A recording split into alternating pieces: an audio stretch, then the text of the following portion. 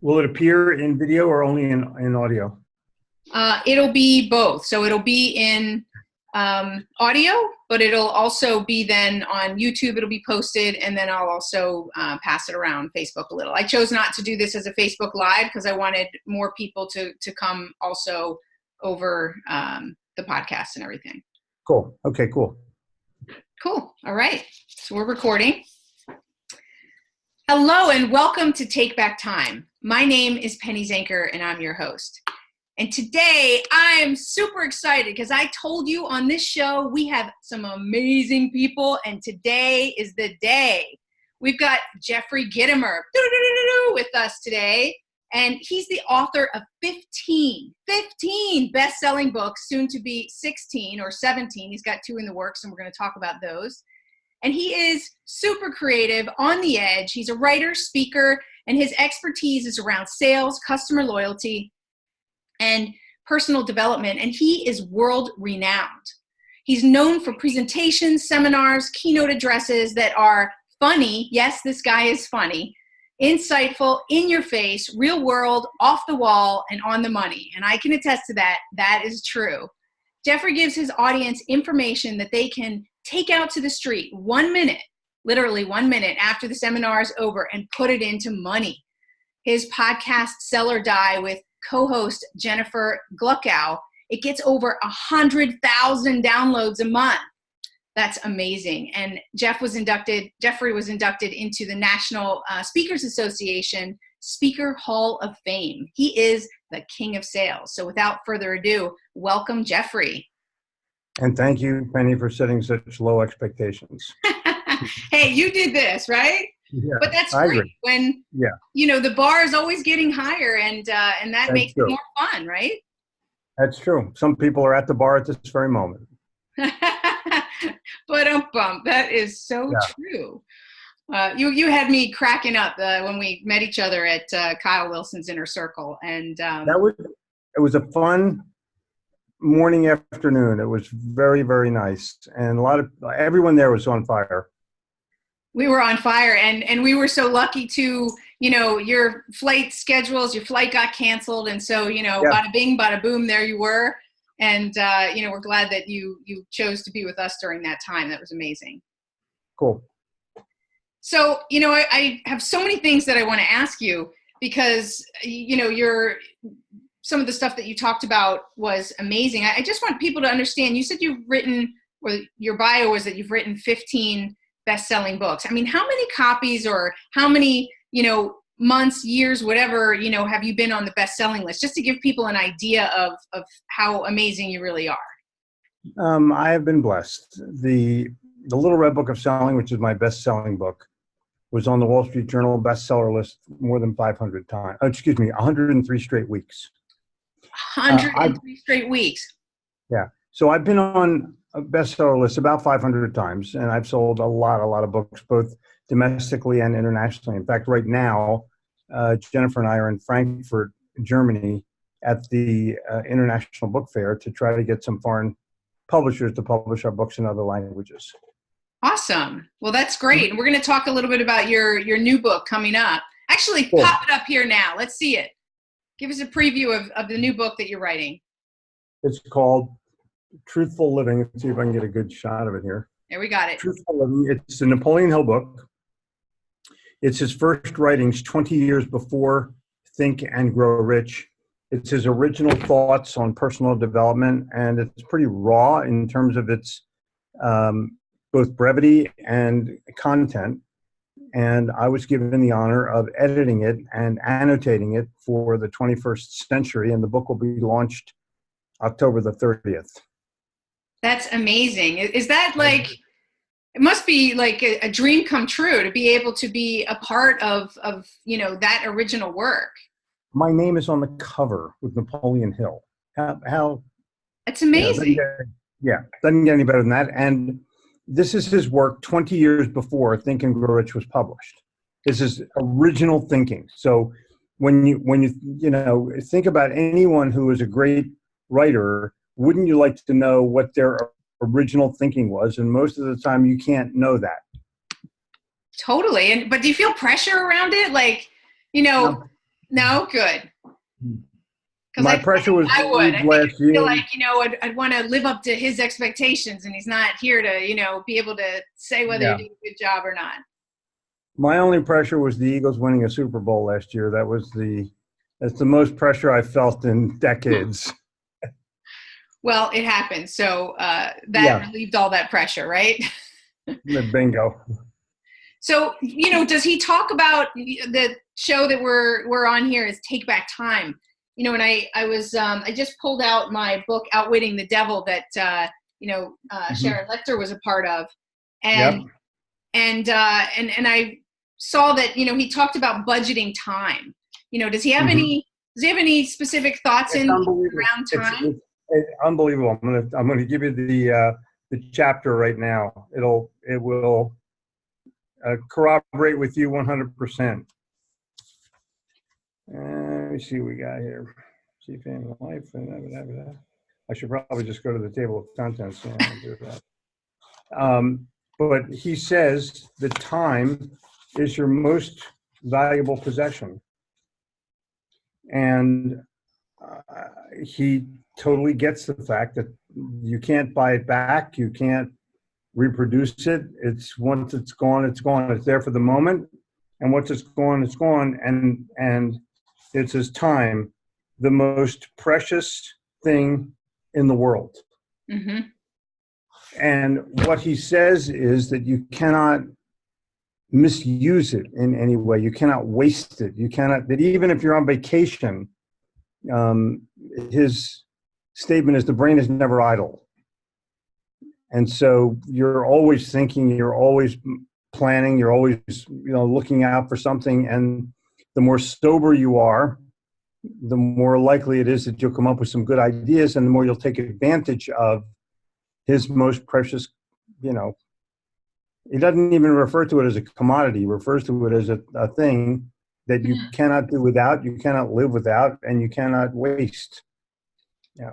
And yet we do, right? Yet we do waste it in so many different ways. I agree, especially when you have a diversion as easy as the internet or the television that can literally rob you of your time.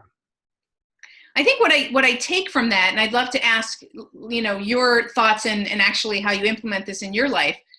But I really think it's about being intentional with our time, that when we're not intentional and we're distracted, then we're disconnected, and then we're not using it wisely. But when we're really intentional and purposeful, I believe that even if it is a vacation, right, then you're purposeful that this is a time to reset and relax, and that's what you're going to do.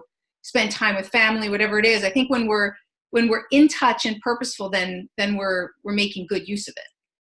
What Napoleon Hill says is to focus on it, number one, and then he takes it further and deeper by saying concentrate on it. And by concentrating, you eliminate your diversions. And you're focused in. Keep in mind, when this was written in 1917, there wasn't really that much to divert yourself from. There was no television, there were no computers, there was no, phones. So he was able to focus in pretty well. And in 2018, it's a hell of a lot more difficult because you have to return a text in 2 seconds, or a phone call in 9 seconds, or an email. You get notifications that your old boyfriend got a little fat on Facebook, and whatever the crap is. Let me check that out. Yeah, the diversion is there for the asking, and so you have to, by choice, either turn off notifications or put yourself in a position of concentration where you're actually by yourself. Absolutely. So tell us how you concentrate. Like what are I wake up I work while other people sleep. So that's the key is to be awake in that quiet, silent time. But many of my clients know I'm awake, so they'll text me early or text me late. So sometimes I don't get the luxury, but I always get to talk to a customer. You had mentioned that, just to go off that point. You had mentioned when we met that, if somebody can contact you at 12 a.m. for booking a gig, and you're there and you'll book it at any time. Do you have some boundaries that you do set so that you can remain sane? Well, so far it's working. Um, I can't tell you whether it's sane or not, but I was going to yeah, question that point, if, I, right? if I'm tired, I go to sleep. I have responsibilities during the course of a day where I don't, quote, sleep in, but I don't mind it. I don't consider it work. If you love it, it's not working. So I'm very stable with respect to how I divvy up my time, and I'm there with Jen, or I'm there with my daughter Gabrielle, or all of us, and we're okay with it. So if you're there with your family, would you are you one that will respond if something comes in, or do you turn your phone off, or what do you do in those No, cases? I don't do that. We're aware all the time. You're what? I'm sorry. We are aware all the time of all options. Right. And sometimes I'll pass on an option, and sometimes I'll take an option. It Okay. depends, but everyone understands, what circumstances are. Absolutely. And I think that's an important point. We're always making a choice, right? It's a choice, and you're just making that more conscious. Right, and it's not just a choice of do I answer this phone or not. It's a choice of my mortgage is due, and payroll is next. Absolutely. There are choices that you make based on realities.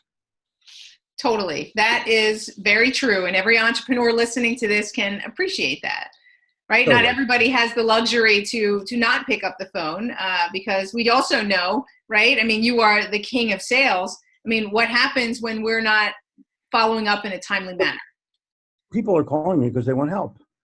Right. And what happens if you don't pick it up? They might call someone else, right?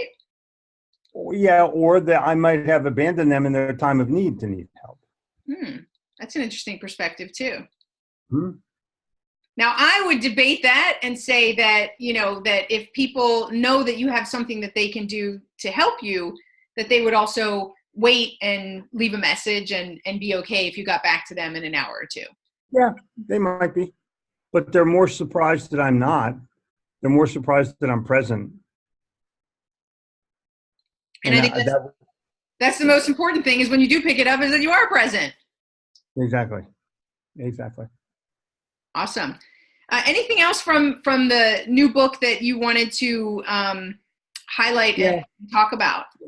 There is. This book it's not a life-changing book per se. I don't want to get that blatant about it, but it's a life-altering book. It will cause you to do things better, not only differently. So it will teach you how to concentrate deeper, how to have better belief system, how to be more self-confident. It'll take all the things that you need for success and enhance them to a point where you can say, I get it, I agree with it, I'm willing to do this, I'm going to try it. That's awesome. I can't wait till it comes out and get my copy. How many times did you read Think and Grow Rich? 10. Well, 10 when I first started. And it was a labor of love. It wasn't like, oh crap, I got to read this again. It was methodical. I had a bunch of sales guys and we all met every morning and we did a book report on one chapter every day. And we did that for a little over a year. And there's only 15 chapters in the book. And so you're doing the book every 3 weeks. That's amazing. That's the best. That's a really good approach to doing it. And then discussing it with one another. And then and what kinds of things did you find yourselves implementing, like in the break between the next chapter? You look at faith as belief. You look at desire as what do you really want to do. You look at helping other people. I mean, there's each individual chapter. There's 15 chapters in the book. And you have to look at each one of them as what am I going to do? What can I do different? What can I do better? What can I do more of? How do I divert my energies to doing this? And all of a sudden it becomes amazingly clear that this is what you need to do. And once you've gone through the book a few times, you get clarity on the process. It's like taking karate, right? With each time that you practice it more and more, you're going to get that extra precision in it. Yeah, eventually you can break the board whenever you want. Exactly. So what does productivity mean to you? Productivity in terms of getting something done, first of all, it deals with, am I really wanting to do this? because your boss may say, make 100 cold calls, and you may say, I'm not doing that. You may do 20. So, and how'd you do? Well, I was real productive today. I got 20 cold calls in. Right. But the guy next to you got 120 in. So who was productive? The second thing is procrastination, because many of us will say, I can do this tomorrow. So do I really love what I'm doing? Am I willing to do it today rather than tomorrow? And then finally, what's my focus factor? What is my ability to concentrate on what it is that I need to be done, so that not only is it done, but it's done to the best of my ability? I'm proud of the fact that I did this. And to me, productivity is all about checking something off of your list, but being proud that you did it. Absolutely. And I think what I'm hearing you say also is proud of the way you did it. Yeah, because a lot of people will do what their boss tells them to do and go, yeah, I got that crappy thing done. Right, because part of getting it done efficiently and effectively is that attitude thing, right? Yep. And if you don't want to do something, then the best thing to do would be quit and go do something that you really want to do. Absolutely. The faster you do it, the less whatever time you do, whatever you do, you want to be best at it. Awesome. I love that. Absolutely. Let's see what else. I got so many interesting questions for you here. So, would you say, in terms of who influenced you most to be a great sales leader? Was it Napoleon Hill, or was there someone else that was a great influencer? My influence was probably my family growing up. My dad was a great salesperson, so I sort of caught that from him. And then yeah. Well, you grow up with it. Yeah. You grow up with it and it becomes part of your fabric. Right. So I had that to start out with. And then I hung out with people that could do what I did and looked at them and I go, oh, I'm as good or better than that guy. And so when I sell in New York City, that'll teach you if you can sell or not. And just totally. I mean, that's the whole deal. And then I just exposed myself to all the people of that day, the Bill Goves and the Herb Trues and the Zig Ziglars of that time. They were the people, and J. Douglas Edwards, the 13 best closes, and all the things that went along with that. And while it's not applicable today, it was applicable then. And right. My job was to try to master that the best I possibly could. And finally, I got to a point where I saw the flaws in them and I began to create my own. And by creating my own and, by actually doing, I became a different kind of master. Totally. It requires the doing, doesn't it? Yep, totally. If you can't teach it if you can't do it. Absolutely. Or it's not the same, right? You can't refine it like you're talking about and really... Someone's going to ask you a question and you won't have the basis for an answer. Yeah. So, you said that your dad was a huge influence. Can you remember a time, like a story or something where it just really was a pivotal moment for you? Sure. I watched my father in his situations, and then we began to do some things together later in life. And we went to Florida to do a mobile home park together, and we were selling second mortgages. And it was like not a bank situation, but a financing situation.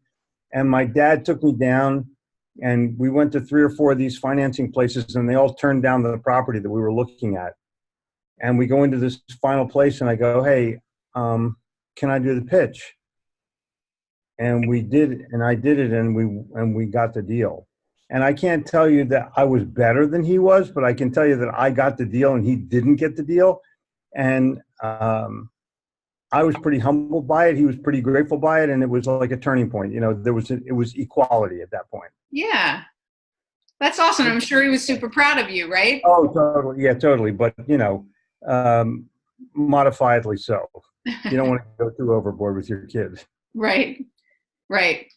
Well, that's awesome. I know that you've got an event coming up. You talked about, creating a lot of your own methods and approaches. And I know you've got some events coming up. Tell us when they're coming up and I have, I'm going to be in Philly actually, the 14th I think it's the and 18th and 19th, right? 18th and 19th. Yeah, sorry, 18th 18th and and 19th. 19th. I'll be out at some Chubb place out of town somewhere on right off the Blue Route. But we've sold a bunch of tickets already. People should go. If you put it in the show notes, it'll be a heck of a lot easier to find. I It's just totally will. Gitomer.com, and it'll take you to all the cities where I'm going to be. But if you want to slash Philadelphia, it'll show up there as well. All right, great. I will definitely post that. And then you're going to be in Dallas on the 24th and 25th of October. Yep, and then I'm going to be in the first week or so in November. I'll be in Atlanta. Oh, awesome. So those all right, so you're all over the place. Exactly. Well, I go where I'm going to fill a hall. Spread the wealth. That's awesome. Yeah. So before but really fun, it'll be, I have 1 day is on sales mastery and 1 day is on sales leadership. Awesome. That's great. Yeah. Well, it's a must go, you guys. So if you're listening, if you're involved in sales in any way, you're an entrepreneur, you're selling, I mean, whatever you're doing, you're selling. You need these skills. So really go ahead and go to that site, cgitomer.com, and then you'll see all the different events that are going on there. Yeah. We'll have that on the show notes. That's awesome. Before we close out, what's one like time-saving tip that you think, that would be beneficial to the people who are listening? And I was thinking of it in terms of, what do you think is the number one thing that you would work on if you were helping someone to shorten their sales cycle? Meet with the person that runs the show. So get to the decision maker? No, get to the boss. Get to the CEO. The CEO is the number one main guy in any company. And he or she will decide in about a minute and a half. And salespeople that say they have a long sales cycle are dealing with people that have to go talk to other people to get a decision. If a boss calls down and says, hey, we're going to hire Gitomer, the guy goes, okay, Gitomer, okay, great, boss, great idea. Glad you thought of it. Right. Right. So what's a tip for some people who have no idea how to get to some of these CEOs? How do you get through the gatekeepers? Well, I try not to go to gatekeepers. I try to post things that are valuable that the CEO want to read. So I'm going to post about productivity. I'm going to talk about profitability. I'm going to talk about absenteeism. I'm going to talk about morale. I'm going to talk about profit. Those are the things that a CEO is going to want to read. And if he reads that and he likes me, then I'll get a phone call from him or her. I want to get the phone call. I don't want to make the phone call. Right. So really creating value directed at those people will have those people connect with you if it's something that resonates with them. Kyle wanted me to be at your meeting. I didn't call him. He called me. Right. And you just happen to be laid over in Philly. Right. I mean, there's no coincidences in the world. I'm a big believer in things happen for a reason. And the Kyle Live thing was a lot. Several people have already contacted me about coming to Charlotte for a weekend. I think it'll be a fun time if we can do it. And I'd really like to try to make something happen. If your people are out in your podcast land that are looking to be able to really connect with me and get a weekend worth of learning, it's a little expensive, but they'll love it. It's not expensive. What are you saying? It's value, right? It's an investment in people's, Well, Kyle is going to be there too. So it's, Kyle Wilson, the guy that founded Jim Rohn International. And the two of us are we have a pretty big agenda planned, and I have a digital studio. So everyone will either be on the podcast or be able to deliver a 5-minute video piece and get their 5 minutes. That sounds amazing. Oh, it will be phenomenal. I know I'm going to be there. I already emailed you about it. I'm definitely going to be there. But, for anybody who's listening and wants to get involved in Kyle's inner circle or be considered for this weekend, what's the best way for them to contact Kyle directly or? Yeah, contact Kyle, or my email address is my name, Jeffrey@Gitomer.com. Just do that. I answer my own emails, as you know. I know. And we'll just sort of take it from there.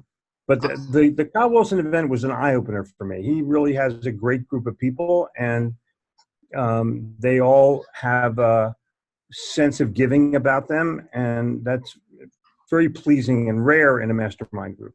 Very rare.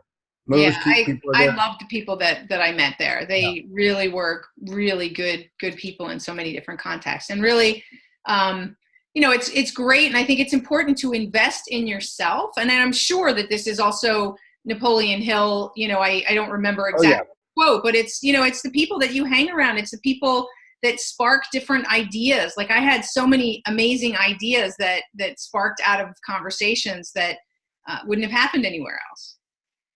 Well, when you have brilliant people or bright people all hanging out together, good ideas flow. Absolutely. Absolutely. Well, thank you, Jeffrey, so much for being here today. I It's a know pleasure. you're in Germany. Pop up your book one more time. Let's just let people know that your book is coming Boom. out. There it is. Truthful Living, Napoleon Hill, and Jeffrey Gitomer. Ooh, And that's scary. coming out at the end of October. So make sure that You can pre-buy it. You can pre-buy it right now on Amazon. They'll ship it out on the 30th. Oh, awesome. So get it out now. Just go and click buy. I'll have that link also available. Go on and click it now. Get it, pre-order it, and also get it so that you can get to the event in Philly in October 18th or 19th, or in Dallas in October 24th and 25th. Thank you. Thank you so much, Jeffrey, for being here. It's a pleasure. Thank you so much, Penny. And Cheers. You guys, as always, thank you for being here. This is Penny Zenker, and it's Take Back Time. We'll see you in the next episode.